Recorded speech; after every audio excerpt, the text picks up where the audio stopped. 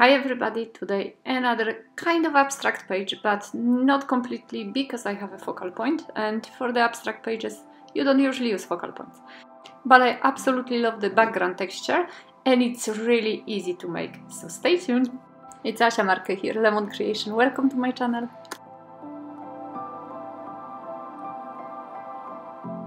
This is gonna be already my third double page in my newest altered book. I am showing you that on one side I have already 3 pages glued together, because that's how you're supposed to do, glue few pages together, 2, 3, 4, wherever you feel like, depending on the thickness of the page. And I used to do it with the double-sided tape, with matte gel. Now I'm doing it with the normal glue. It's true that sometimes they are kind of getting unglued in places, but I find the normal glue it's working almost just as fine as the other materials, and it's very quick. But you can do it whichever you like, as long as you remove some pages, glue some pages together, and like that your altered book can be actually bulky and nice, and it won't crack at the seams. So this is the idea to do it. I repeated in the previous videos when I was doing the same book, the first 2 pages. So if you want to know a little bit more, please check those videos. They were made, I think, 1-2 weeks before this one, so they're not that difficult to find. If I don't forget, I'm gonna give you the links in the description box below. For the color combo, I choose Venice Blue and Peachy. Those are 2 acrylics, chalk acrylics from PaperArtsy. And I am not big, maybe not fan of acrylics, but I am actually not very good at applying acrylics. I used to work so much with lindies and with sprays and powders that I actually kind of didn't take too much care of learning how to do acrylics, how to apply them, and this is my favorite technique. So if you are a little lost, you know, just use the brayer. With brayer it's quite easy to apply them, and you also get this grungy look, which I love, as you know probably already.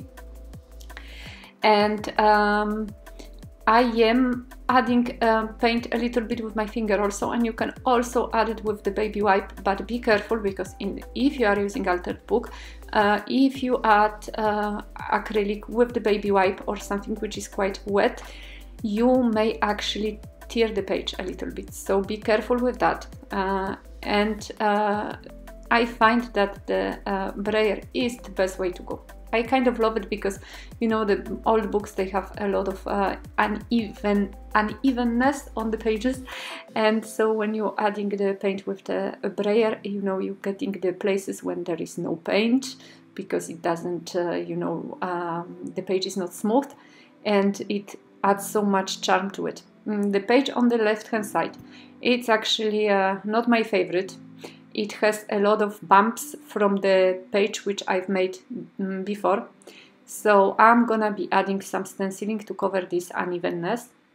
This is my stencil rig between the lines, which is quite simple, let's be honest, but it's so nice to making geometrical patterns, and because of this simplicity, it can be actually used on many projects.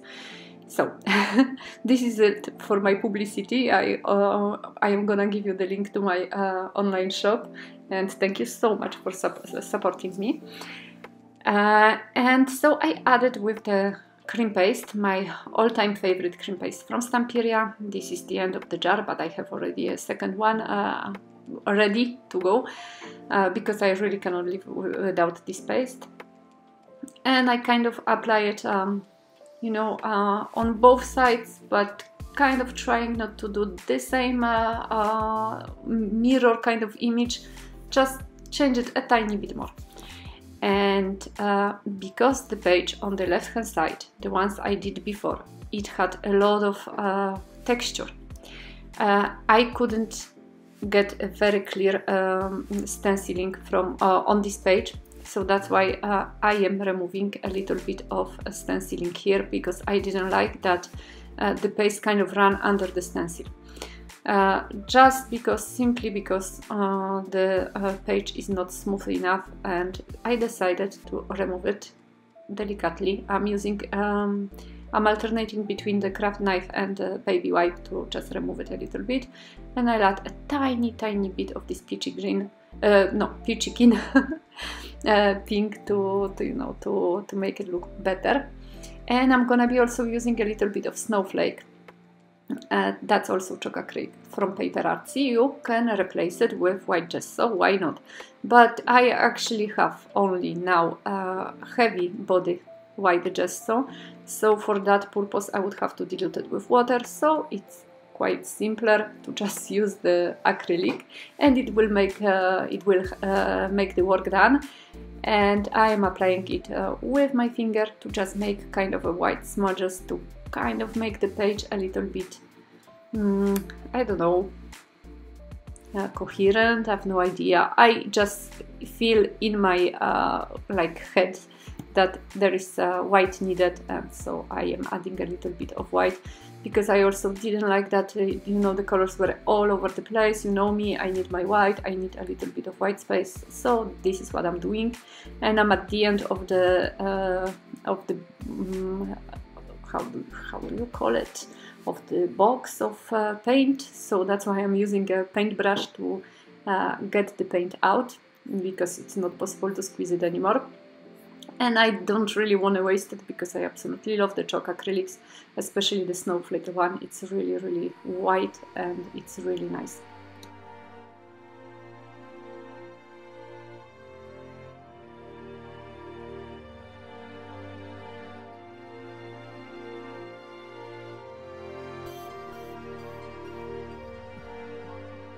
I just absolutely love the texture. It's so nice. The fact that it's not like, you know, smooth, that there is this kind of grunginess. I so love it. And I'm gonna add some stamping, because I absolutely love this new sets of stamp by I don't know if it's that new, but it's a set of stamps from PaperArtsy designed by Sapphire, and I love his grungy designs. And I'm using chipped sapphire on Distress Oxide. This time no acrylic blocks, because I did some stenciling, so the pages once again are uneven, especially the one on the left hand side, as I repeat all the time. So it's better to be able to kind of, you know, bend the stamp a little to get a really good impression. But once again, I am not aiming for super good impression, because this is a kind of abstract grungy page. And so the perfect impressions are not really that important to me. It's not a card, it's not a perfect page when everything has to be aligned, and which I love very much. I absolutely love elegant, nice pages. It's just this is not my way of working, simply. Sometimes it happens to me that I do something like, you know, very well thought of, but this is not the time. And I thought that this color will work very nice with the whole palette on the page, happening on the page. And also I usually use black to, you know, to do some stamping, and I think I don't add other colors enough, and so I want to change and spice things up a little bit. And that's why I decided to use a different color. Just bear in mind, this is Distress Oxide, so if you work with Distress Oxide later, you cannot really add water, because if you add water, the image is gonna just run with water, react with water, and it's just gonna disappear as it is.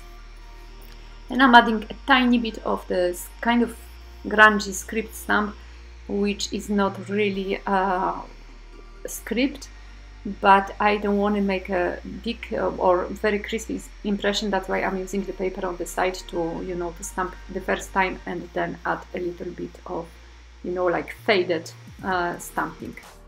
And because I'm not using a black ink, I decided also to add a little bit of this chipped sapphire to the edges of the page, because I thought that they're gonna be kind of more visible, you know, the insides are gonna be more visible if I make the outlines of the pages a little bit darker.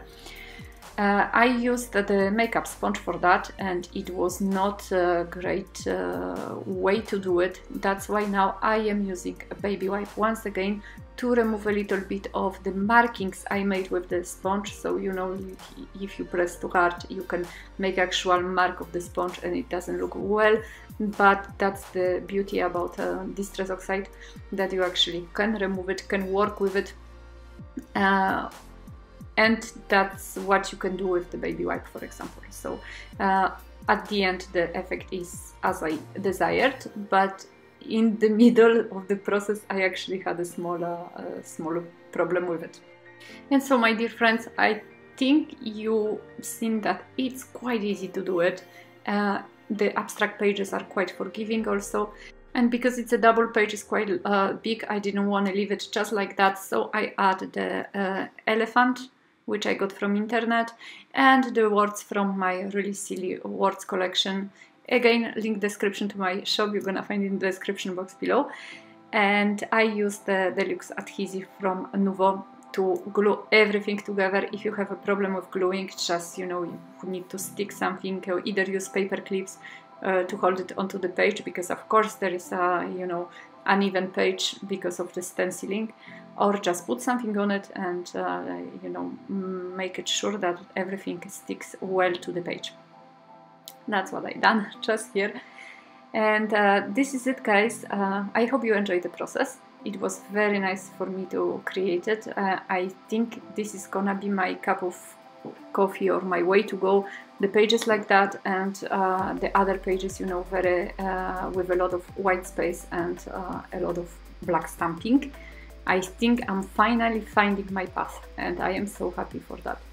I am grateful also so much to you for being here, for you know, following me, commenting, for every single remarks you have, for liking my videos, buying in my shop. So please, if you like what I do and you haven't subscribed yet, here is the button somewhere underneath this video. And